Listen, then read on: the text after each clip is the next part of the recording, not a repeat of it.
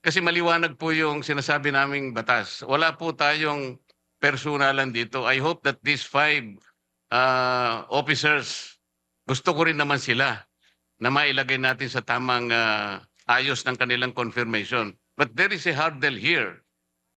Ilang ang problema rito, Mr. Chair.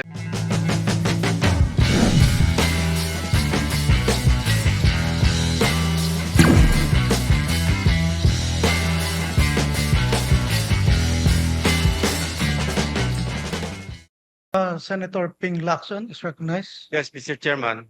Just for clarity, I believe and I was told by the Secretary of the Commission on Appointments that the ad interim appointments of this fine gentleman and lady is a mere resubmission of their previous ad interim appointments given before the resumption, the May 25, 2026 resumption of the first regular session.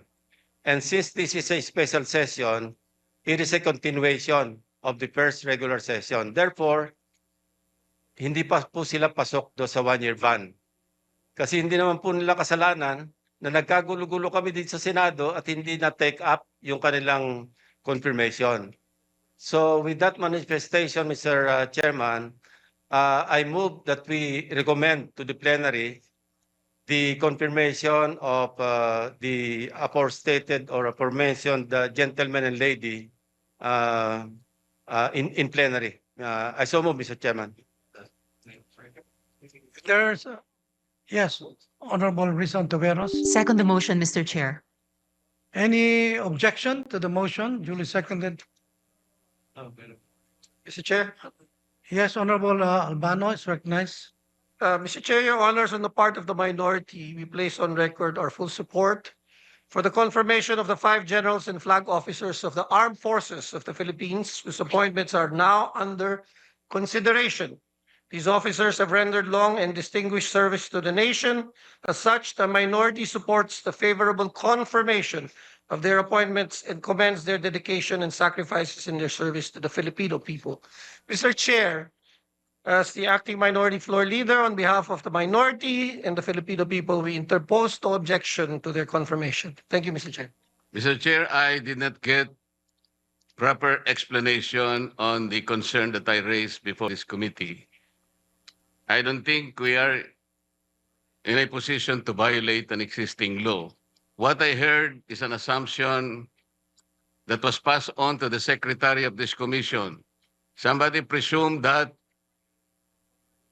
the appointment made last year is supposed to be continued. May I ask the secretary to explain that, if that assumption is correct?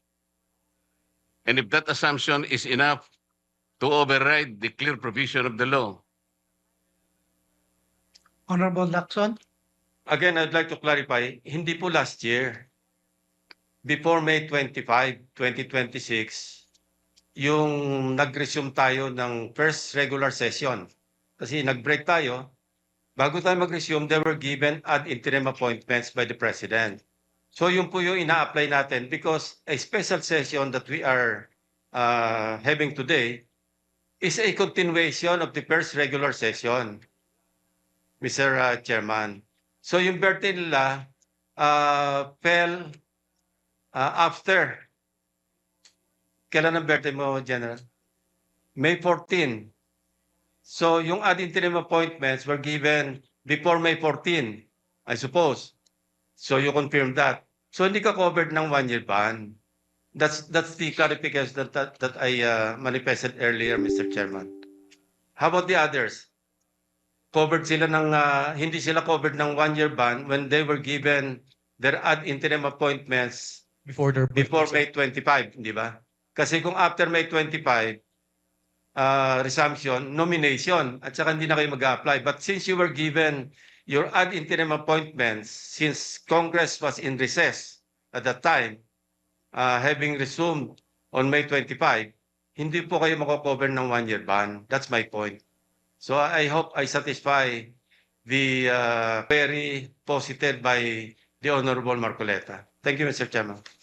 Well, Mr. Chair, that is an assumption. Somebody should explain from this committee if that assumption is correct. Because the law is the law. they have just reached their age of 56 and they were bypassed. That is a fact. We cannot change that fact, Mr. Chair. That is the only point that I'm trying to raise here. Kasi maliwanag po yung sinasabi naming batas. Wala po tayong personalan dito. I hope that these 5 officers, gusto ko rin naman sila na mailagay natin sa tamang ayos ng kanilang confirmation. But there is a hurdle here. Yun lang ang problema rito, Mr. Chair. Kasi maliwanag po yung sinasabi ng batas. Lumilitaw, after their compulsory retirement, less than 1 year na eh. As a matter of fact, they were unable to submit the documents for confirmation. Only, siguro, hindi ko po alam, but only the secretary can testify when exactly were they able to complete the documents for confirmation. Ang may kasalanan po talaga, yung June 3 kasi, nag-adjourn. Pagkatapos, sana man lang, before adjournment, sinabi natin, nag-schedule tayo, na i-confirm natin sila. Wala nga silang kasalanan, but somebody is at fault here. And then we have now a problem with the law. We cannot just simply say na we assume that they are not covered by 1-year ban. No. The law is very clear, Mr. Chair. Salamat po. Chair, session suspended. Mr. Chair, I think we should clearly clarify that this plenary session is not a continuation of the last session. This plenary session is not a continuation of the last session, simply because this is a clearly separate proceeding, given that Congress adjourned sine die on June 3. This is very clear. We should not explain it any further. And Matibag versus Benipayo was quoted, Mr. Chair. In this case, Mr. Chair, an ad interim appointment can be terminated for 2 causes specified in the Constitution. Article 7, Section 16, Paragraph 2. Ang sabi doon, the first cause is the disapproval of his ad interim appointment by the CA. The second one is the adjournment of Congress without the CA acting on his appointment. Ito yung Matibag versus Banipayo. Mr. Chair, may I manifest that I have nothing against the 5 officers subject of today's confirmation. I think we have to thank them for their gallantry and service to our nation. I'm just trying to make a point here. But I am not objecting because we need to know and we need to articulate what is the law. That must be the concern of this proceeding, Mr. Chair. Sana wala na yung assumption kasi na sinasabi pa nila kanina that there is a continuation.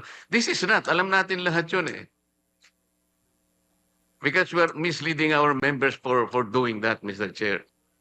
Ang importante na lang dito, kung wala namang mag-object sa kanila, I'm just pointing it for the record that there is a law that must be respected in connection with this, Mr. Chair. Thank you. The manifestations of the gentlemen are actually debatable because the Commission on Appointments is a different constitutional body than Congress itself kung tutuusin. Debatable yun. Kaya talagang pwedeng continuation. Only for that matter, Mr. Chairman. Since there's no objection and there was a previous motion, so I move to act on the previous motion. Considering that there's no objection, the previous motion of Honorable Lacson is hereby approved.